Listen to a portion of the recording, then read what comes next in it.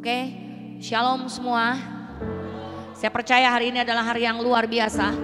Karena tanggal 6 dalam penanggalan kita di bulan Juni, tapi di sore hari itu dari perubahan daripada bulan Iyar ke bulan Sivan. Kita sudah belajar banyak tentang bulan Iyar, dan hari ini saya mau belajar, kita semua dan termasuk saya mau belajar tentang bulan Sivan dengan cara yang berbeda, dengan hal yang berbeda. Saya tidak akan berbicara tentang bulan Sivan itu di Israel seperti apa, tapi hari ini saya mau belajar sama-sama dengan saudara bagaimana memasuki bulan Sivan dan apa yang janji Tuhan berikan di dalam setiap hidup kita. Sivan itu kita tahu itu artinya tribe of Zebulun. Artinya itu adalah hari ini suku daripada Zebulon. Suku daripada bisnismen, suku yang punyanya kekayaan, suku yang akan membawa harta benda daripada seberang lautan. Itu dengan memakai kapal-kapal, bukan kapal pesiar, tapi yang berisi kapal-kapal daripada harta benda, daripada orang fasik, daripada seberang lautan akan masuk ke pembenaran kita. Yang mengerti katakan amin. Hari ini bukan waktunya kita untuk pesiar, tapi hari ini kita membawa kapal-kapal kita untuk balik pulang, untuk membawa jarahan, untuk balik pulang, untuk membawa kekayaan bangsa-bangsa, untuk balik pulang membawa kekayaan orang fasik.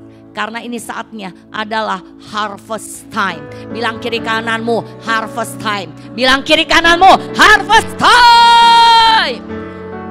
Haleluya. Kemudian ketika kita berbicara soal harvest itu di mana kita melihat bahwa ada penuaian.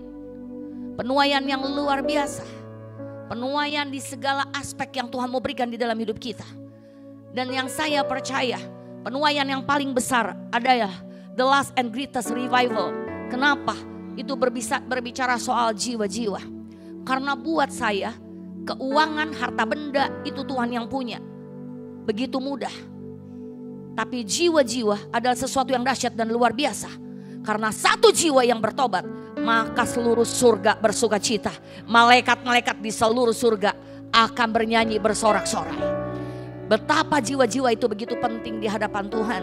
Betapa jiwa-jiwa itu berharga di hadapan Tuhan. Tapi bukan berarti hanya jiwa-jiwa.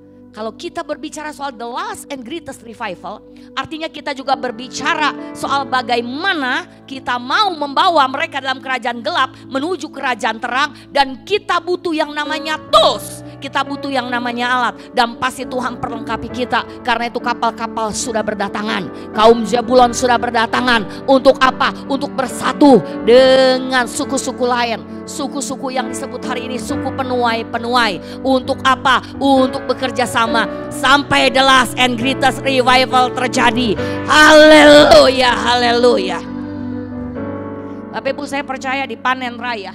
Ketika saya lihat ini, saya lihat panen raya.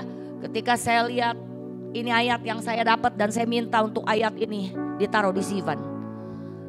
Ini Tuhan jelas sekali memberikan tanda ketika kami mau masuk ke Sivan. Kenapa? Karena memang ini saatnya, ini sudah waktunya. Tapi minggu-minggu lalu anak saya berbicara soal bagaimana ketika benih itu ditabur. Pasti Tuhan menabur yang baik, yang ditabur pasti gandum. Enggak ada yang ditabur rumput, enggak ada yang ditabur ilalang. Enggak ada yang ditabur orang Sunda bilang jukut. Enggak ada rumput liar. Tapi setiap apapun juga yang Tuhan lakukan, Bapak Ibu tolong perhatikan, tolong simak. Iblis selalu mengkopi. Iblis selalu memalsukan. Iblis selalu mau menghancurkan. Iblis selalu bertindak untuk against dengan apa yang Tuhan lakukan. Karena itu pada malam hari dia menabur daripada benih ilalang. Sehingga apa yang terjadi? Murid-murid tahu. Tapi Tuhan berkata, jangan dulu. Karena nanti yang akan kecabut berkas-berkas yang baik. Yang akan kecabut adalah gandum-gandum yang sebenarnya harus jadi panen ini. Tapi hanya karena ilalang, karena hanya fokus kita kepada ilalang. Sehingga di dalam ketidaktepatan kita akan mencabut semuanya. Kita gak tahu membedakan antara ilalang dan antara gandum. Sehingga gagallah masa panen itu. Jadi ilalang itu sangat-sangat berbahaya. Kalau sampai ada perumpamaan seperti ini berarti ilalang sangat berbahaya. Karena itu hari ini di musim panen raya kita harus cek di dalam hidup kita apakah kita ada ilalang-ilalang. Apapun juga ilalang-ilalang itu minta cabut dan engkau cabut di dalam nama Yesus. Karena ini sudah musim panen raya. Kalau musim kemarin kau gak bisa lihat. Karena benih itu yang lalu-lalu kau gak bisa lihat. Karena benih itu baru ditabur, belum jadi. Semua bentuknya sama. Saya pernah lihat perbedaan antara gandum dan ilalang. Saya pernah lihat perbedaan antara padi dan antara ilalang. Sulit. Sebelum dia berbuah kita gak bisa tahu. Kita gak bisa membedakan.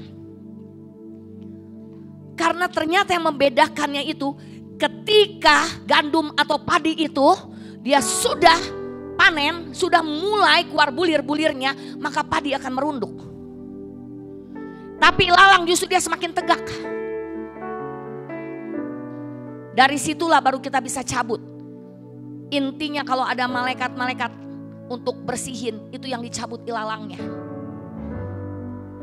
Artinya hati-hati. Hari ini kau akan kelihatan selama engkau di dalam masa-masa menaburmu, kau akan tampak apakah engkau ilalang atau gandum. Kau akan tampak, gak perlu engkau menutupi atau berteriak-teriak, aku ini gandum, aku gandum, wah aku harvest. Tidak bisa. Yang membuktikan adalah apa yang engkau sudah kerjakan selama ini. Karena kalau memang kau gandum, pasti kau merunduk. Kalau memang engkau gandum, engkau ada buahnya. Kalau memang kau gandum, kau ada bernasnya. Tapi kalau engkau ilalang, engkau cuma nyucuk aja ke atas.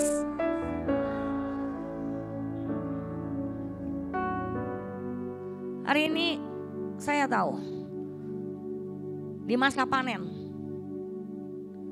di masa panen ini, di masa daripada penuaian ini, saya tahu bahwa ilalang-ilalang yang paling parah adalah ilalang-ilalang daripada pemberontakan.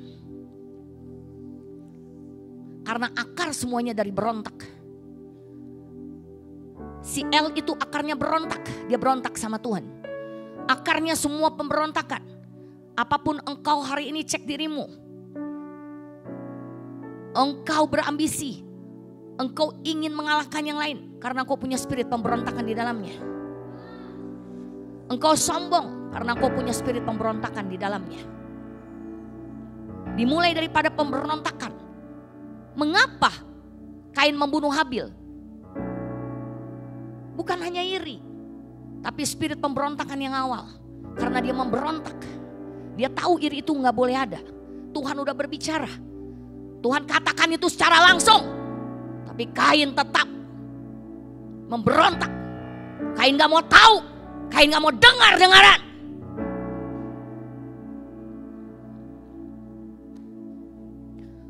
Saya percaya kalau kita hari ini bisa memasuki ke harvest time. Saya berdoa sungguh-sungguh. Bapak Ibu adalah orang-orang yang banyak terpilih. Bapak Ibu adalah orang-orang yang terpilih. Dan Bapak Ibu adalah gandum-gandum yang baik. Yang akan kita menuai bersama-sama, kita akan panen raya. Kita akan bersuka cita. Pembalikan keadaan sedang terjadi Bapak Ibu, jangan sedih. Kalau hari ini kita melihat situasi kita gak enak. Kalau kita hari ini kita melihat kok seperti ini. Kok keadaannya kayak gini di panen raya. Ingat, mata bajakmu Tuhan sanggup untuk mengubahnya sebagai pedang. Apa yang kau miliki, engkau jangan lihat apa yang kau miliki. Tapi yang harus engkau lihat adalah apa yang Tuhan bisa lakukan atas hidupmu. Kalau engkau melihat apa yang kau miliki dan bukan apa yang Tuhan punya, engkau akan punya standar di mana engkau gak ngerti arti penuai sesungguhnya. Penuai yang sesungguhnya dia gak peduli.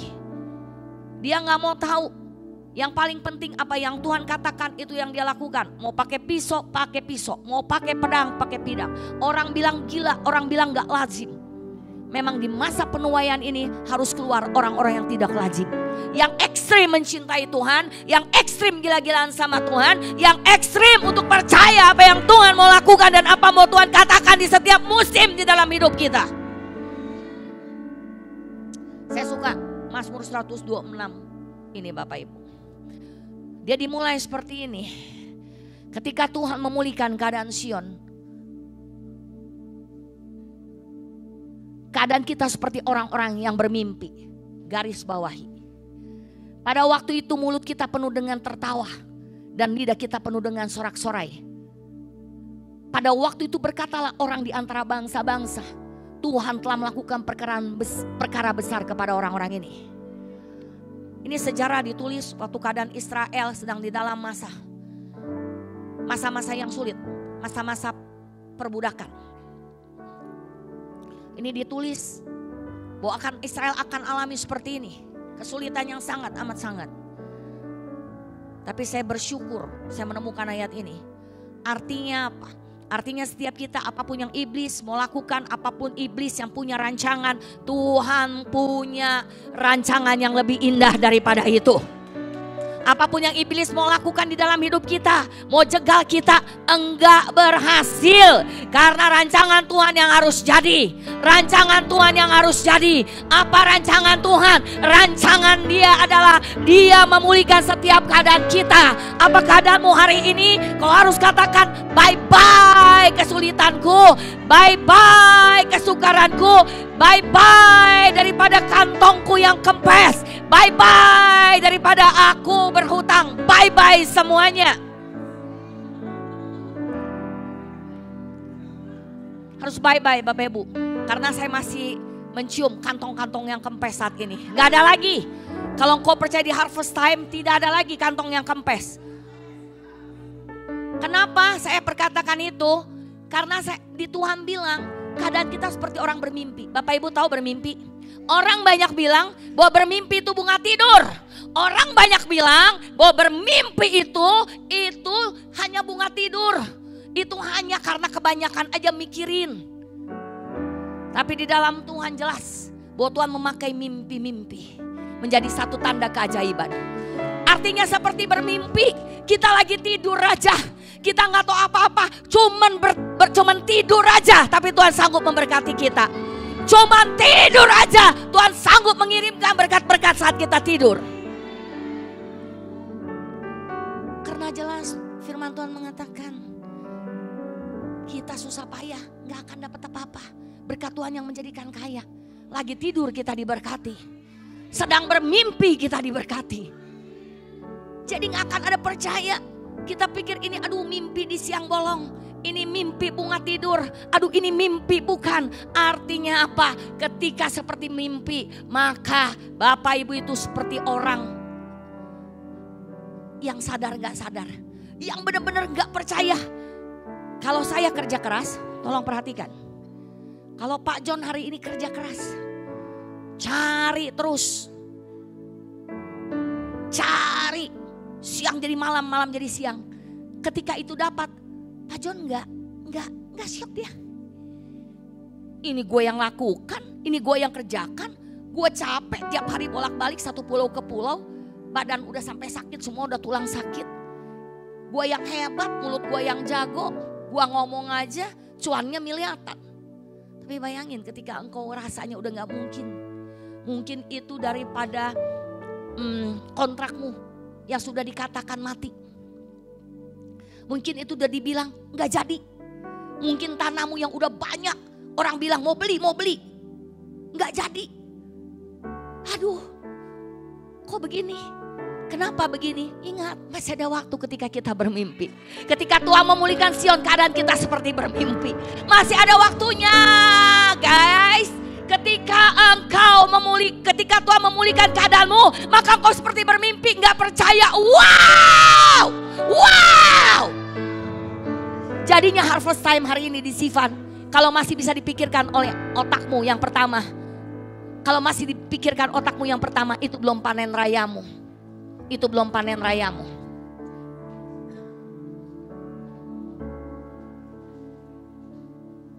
Jadi tolong diperhatikan, kalau hari ini kau masih berasa bahwa itu kontrak karena aku, itu kontrak karena aku, berarti itu bukan panen raya. Dapatnya masih kecil. Tapi ketika engkau pikir bahwa impianmu udah hancur, bahwa udah gak mungkin, kau udah berpikir bahwa engkau begitu banyak menderitanya, banyak sedihnya, udah berjuang gak bisa-bisa, bahkan kau udah hopeless. Justru hari ini ada kabar baik di Sivan ini. Inilah yang disebut daripada panen raya yang sesungguhnya. Kalau engkau seperti sudah bermimpi, engkau begitu bermimpinya, kayak bermimpi, kayak ini bukan kenyataan, kayak bangun tidur bukan kenyataan, baru itu yang disebut panen raya. Itu yang disebut panen raya. Saya mau kasih sedikit kesaksian. Saya waktu kemarin kita pergi, kita bilang ministry aja. Kita lagi ministry ke Bali. Sampai di sana kemudian ada kabar. Ya, Christine telepon ketawa-tawa seperti orang gila. Serius. Dia ketawa-tawa telepon seperti orang gila. Grand. Oh, berita gembira. Saya bilang, apa si Kiting kemasukan? Ini kemasukan apa yang dari Bali? Dari mana ini? Pokoknya dia happy banget. Dan kemudian baru dia cerita. Yang gak pernah terjadi, itu terjadi. Dan menurut kami, saya aja berpikir itu tidak mungkin. Itu yang sesuatu yang tidak mungkin. Tapi kalau Tuhan mau, seperti bermimpi. Seperti bermimpi, yang kita gak pernah pikirkan, yang kita gak pernah harapkan, yang kita gak kerja keras, yang gak kita kirim apapun juga, yang kita rasanya gak berbuat apa-apa, yang kita gak lakukan apa-apa, tapi Tuhan sanggup lakukan. Itu baru yang satu. Saya buka kartunya. Nanti yang lain. Dan itu terjadi semuanya di antara peralihan Iyar dan Sivan. Kita beri tepuk tangan buat Tuhan. Bapak Ibu, mulut kita penuh tertawa. Karena itu Kiting tertawa-tawa. Dia tertawa. Dia bersorak-sorai. Kenapa Kiting tertawa dan bersorak-sorai? Padahal banyak hal yang Kiting juga alami. Banyak hal yang Kiting dapatkan tentang berkat di HKB, tetapi kenapa ini yang membuat dia tertawa, membuat dia ketawa-tawa, bersorak-sorai, seperti orang bermimpi, seperti orang gila, seperti wow, ini gak mungkin loh. Seperti dia sampainya begitu exciting. Karena ini memang sesuatu yang berbeda. Karena sesuatu ini yang berbeda. Kenapa berbedanya? Perhatikan di ayat selanjutnya. Ada waktu itu berkatalah orang di antara bangsa-bangsa, Tuhan telah melakukan perkara besar kepada orang-orang ini. Tuhan telah melakukan perkara besar kepada HKB. Tuhan telah melakukan perkara besar kepada Fire City. Tuhan telah melakukan perkara besar kepada saudara dan saya.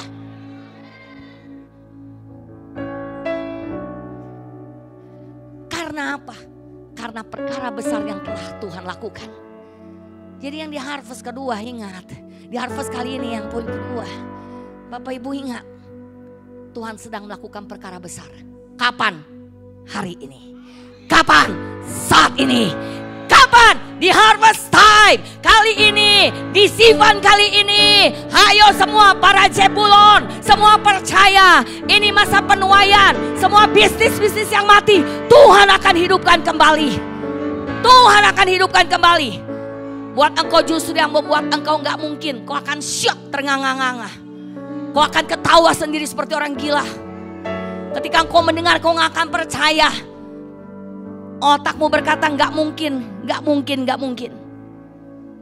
Tapi karena ini perkara-perkara besar yang Tuhan sedang lakukan buat setiap kita. Jadi di harvest time ini, kau harus percaya. Ya, saya sering ngomong itu juga akhirnya. Yakin aja dulu, nanti juga terbukti. Yakin aja dulu, nanti juga terbukti. Terbuktinya siapa? Kau gak perlu buktikan. Ibu Hanyo gak perlu buktikan. Ibu Elsa gak perlu buktikan. Rara gak perlu buktikan, aku sih paling hebat. Gak perlu buktikan. Karena Tuhan yang akan membuktikan sendiri. Karena Tuhan akan yang melakukan perkara-perkara besar. Semakin kita mau buktikan, semakin semakin justru kita mau menunjukkan diri kita. Semakin kita mau membuktikan, semakin ilalang-ilalang itu justru tampak. Bukan gandum-gandum yang tampak. Tapi kalau Tuhan yang buktikan ini perkara besar, maka saya percaya bahwa yang akan tampak adalah gandum-gandum. Bahwa akan yang tampak adalah perkara-perkara besar. Bahwa yang akan tampak adalah mujizat-mujizat. Yang akan tampak adalah sign and wonder. Saya mau bersaksi, biar ada kesaksiannya. Waktu saya di Bali, kemudian saya ketemu Ibu Nilu.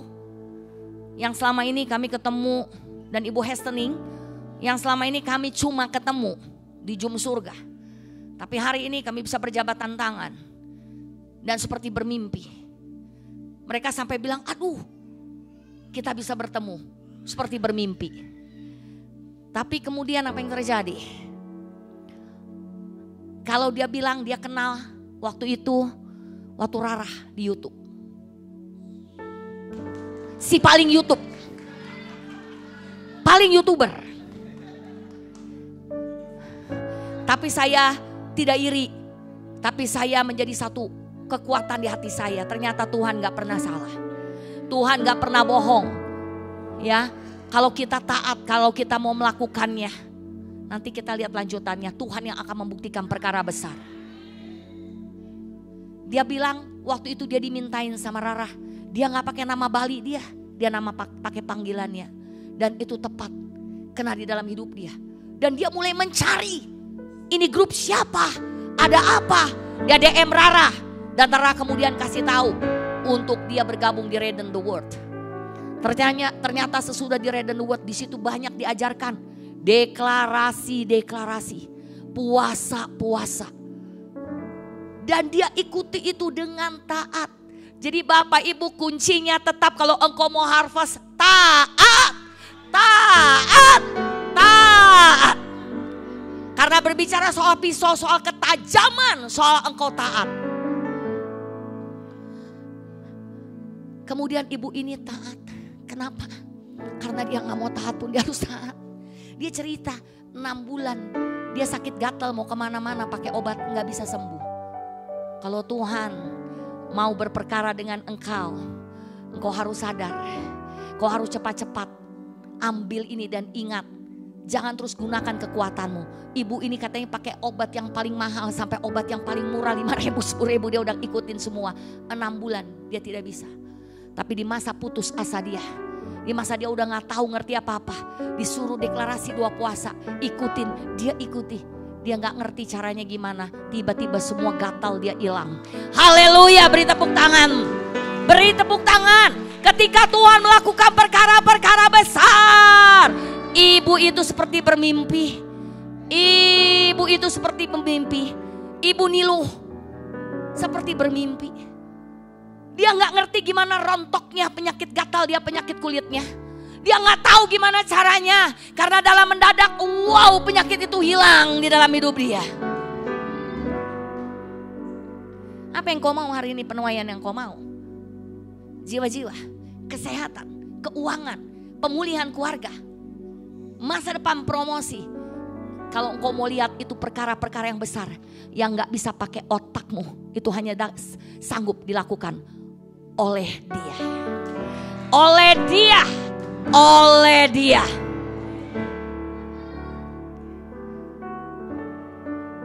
Saya bersyukur perjalanan kali ini misi ke Bali adalah misi yang berbeda.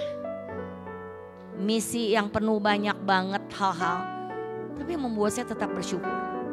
Karena saya tahu di tengah serangan yang besar, di tengah apapun masalah, artinya perkara besar lebih lagi double porsi. Artinya Tuhan sedang menunjukkan, kau sebentar lagi loh, ada yang gila-gilaan, ada yang gila-gilaan. Buat HKB ada yang gila-gilaan, sebentar lagi loh, sebentar di masa penuaian ini. Jadi semua, saya sedang menguatkan, ayo semua, mari kita mau belajar taat, jangan takut. Ini bukan tentang kita, Ini perkara bukan tentang kita, tapi orang-orang akan ngomong. Bangsa-bangsa akan berbicara. Orang-orang di antara bangsa-bangsa, Tuhan telah melakukan perkara besar kepada orang-orang ini. Artinya apa? Artinya perkara besar yang Tuhan lakukan di Harvest Time di Sivan ini, saya percaya ini akan didengar sampai bangsa-bangsa. Berita ini akan menjadi berkat buat bangsa-bangsa. Berkat ini membuat suatu perkara-perkara yang mereka lihat yang wow. Dan bangsa-bangsa akan melihat terjadinya di mana? Di satu kota kecil yang tidak ada di peta. Terjadinya di mana? Di satu kota kecil yang gak masuk hitungan. Di mana terjadinya perkara besar? Seperti di Bethlehem yang tidak masuk hitungan. Tapi ternyata kota kecil ini menjadi mercusuar bangsa-bangsa. Karena bangsa-bangsa akan melihat terangnya. Bangsa-bangsa akan mendengar dan melihat perkara-perkara besar dan ajaib yang Tuhan lakukan. Yang Tuhan kerjakan. Ini waktunya Bapak Ibu, Saudara dan saya. Tapi kemudian saya suka, kalau Bapak Ibu mau yang ini kan? Bapak Ibu mau yang ini enggak? Mau terima? Lanjut ke ayat lanjutnya. Lanjut ke ayat lanjutnya. Buka kamu. Hari ini saya mau buka. Nggak mau? Ya udah. Saya mau. Saya mah bagaimana mau? Karena Bapak Ibu kalau nggak mau itu karena ketakutan. Oh pikir begini salah. Nah saya mau beritahu. Sudah belum? Terus lanjut. Tuhan telah melakukan perkara besar kepada kita. Mari kita bersuka cita. Jadi hari ini gak ada yang boleh sedih-sedih. Apapun masalahmu, kau dengar berita buruk, berita gak enak, tetap bersuka cita. Karena itu cuman ngegos saja. Dia cuman bisanya ngegos. Dia mau bikin iman kita lemah. Dia mau lihat segala sesuatu seperti raksasa yang menakutkan kita karena dia mau ambil panen kita. Sorry ya, gak bisa lagi. Bahkan tuh raksasa kita gigitin aja, kita potong-potong. Kita kasih makan sarapan pagi. Karena saya belum sarapan pagi ini. Ya. Jadi hari ini Bapak Ibu, jangan. Dia cuma mau ngegos. Justru kita harus tetap bersuka cita. Kuncinya tetap bersuka cita. Karena ketika kita bersuka cita, kita tahu kita sudah menerimanya. Gak ada lagi yang bisa mengambil apa yang menjadi bagian kita, hak kita.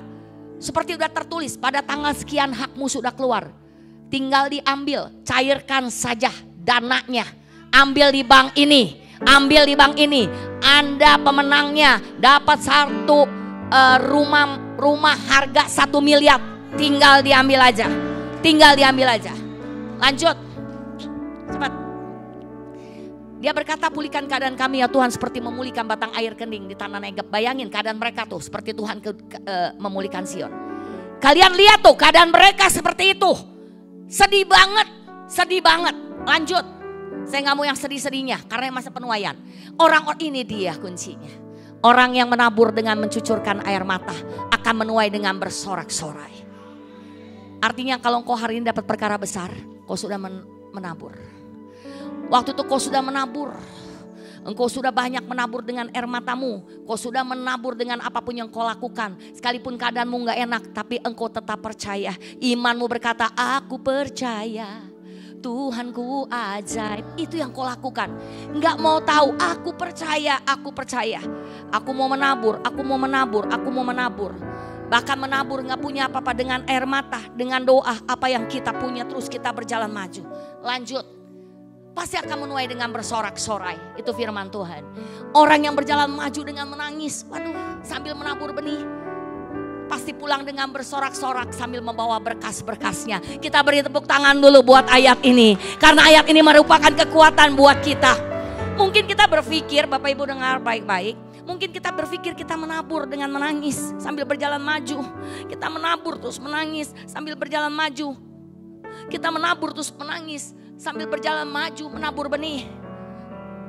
Bapak Ibu mungkin kau gak ngerti. Tapi mulutmu gak pernah mau bersungut-sungut. Mungkin kau gak tahu, kau tetap mau menabur. Karena ini firman Tuhan. Tuhan suruh kita menabur benih. Apa yang kita miliki kita tabur. Kita menabur kasih dan kasih. Kita menabur terus.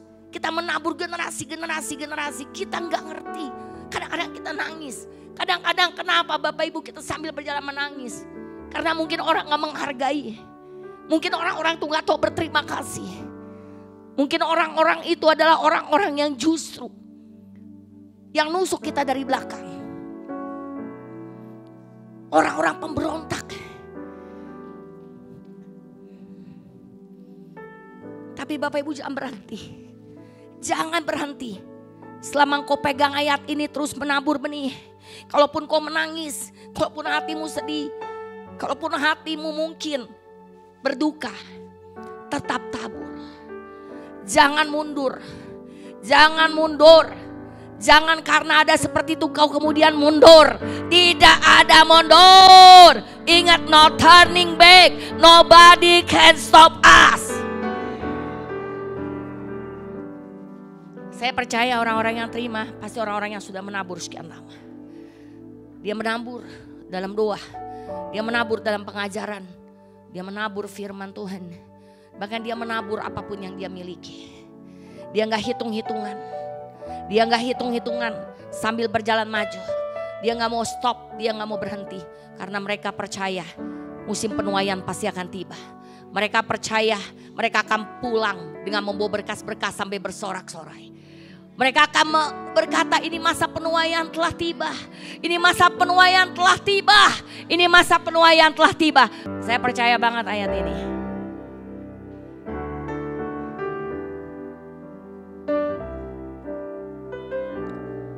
Saya mau tutup.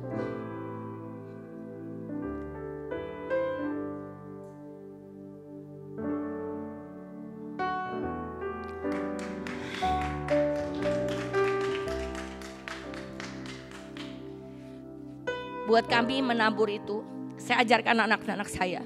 Buat kami menabur itu adalah hal menjadi hal yang harus kami lakukan. Lebih daripada gaya hidup. Menabur itu adalah satu bukti bahwa anugerah Tuhan limpah atas hidup kami. Kalau kami bisa menabur, itu membuktikan bahwa Tuhan memberikan anugerahnya, memberikan kekuatannya. Walaupun seringkali dalam menabur kami menangis. Banyak kali kami menangis. Menangis di dalam doa. Menangis buat jiwa-jiwa. Menabur tuh sambil menangis. Kalau Bapak Ibu di satu titik Bapak Ibu bertanya sama saya. Pernah gak saya mau stop?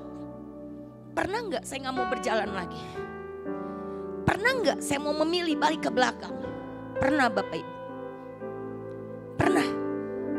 Iblis mau masukin ilalang-ilalang di dalam pikiran dan hati saya. Tapi saya bersyukur. Saya saling menguatkan dengan suami saya.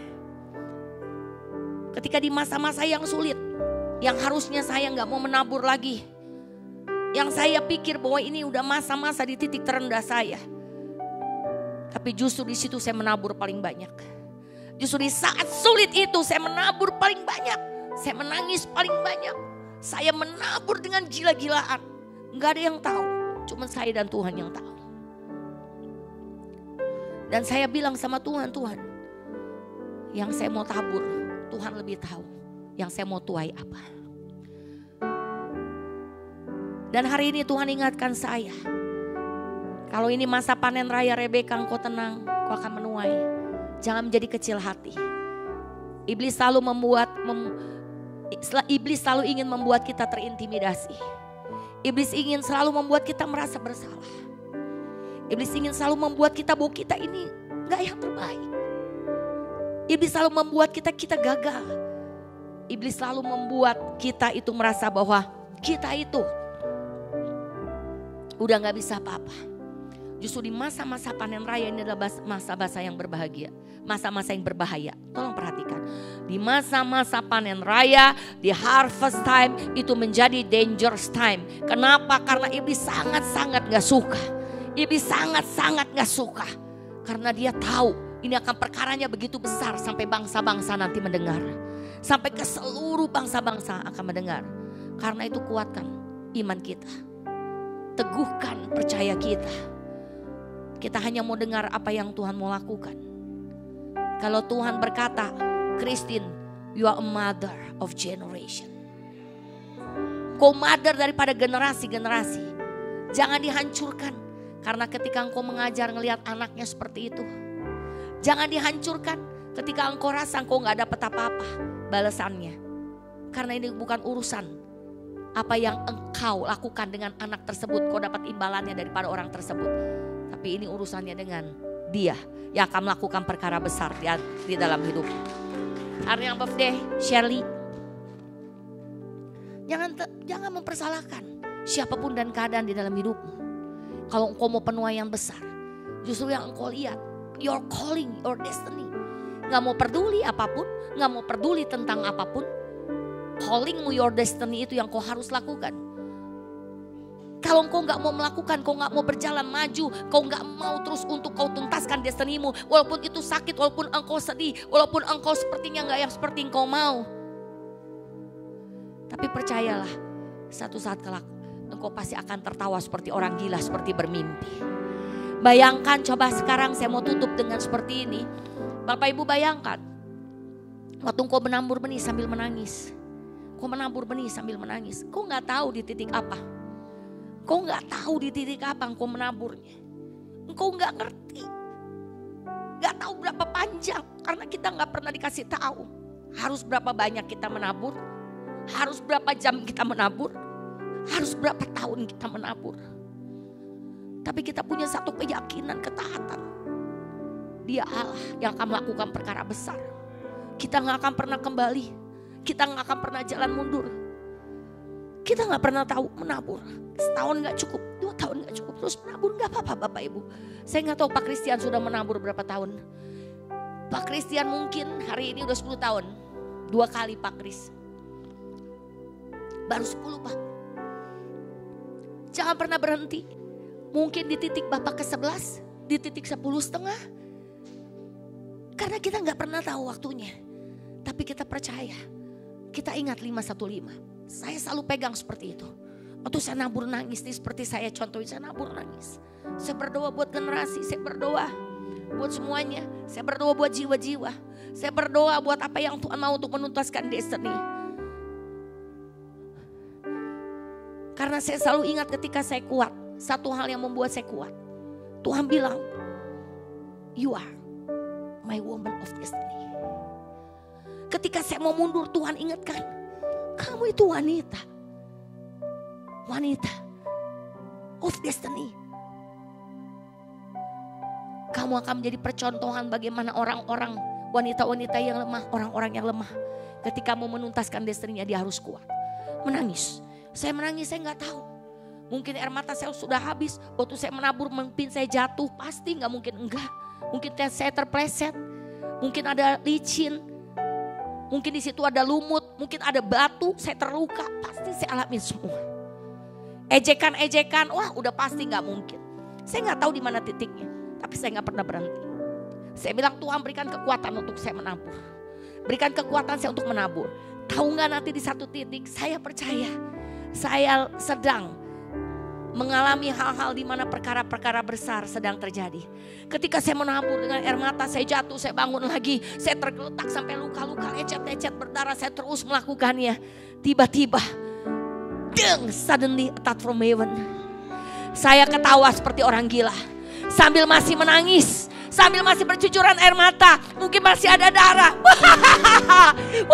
Thank you Lord, thank you Lord. Oh, you are so good, you are so good. Praise the Lord, praise the Lord. Karena apa? Karena waktu itu saya yakin masa penuaian itu tiba. Dan bukan saya yang katakan, tapi orang-orang yang akan berkata. Bukan dengan mulut saya, tapi Tuhan yang akan membuktikan.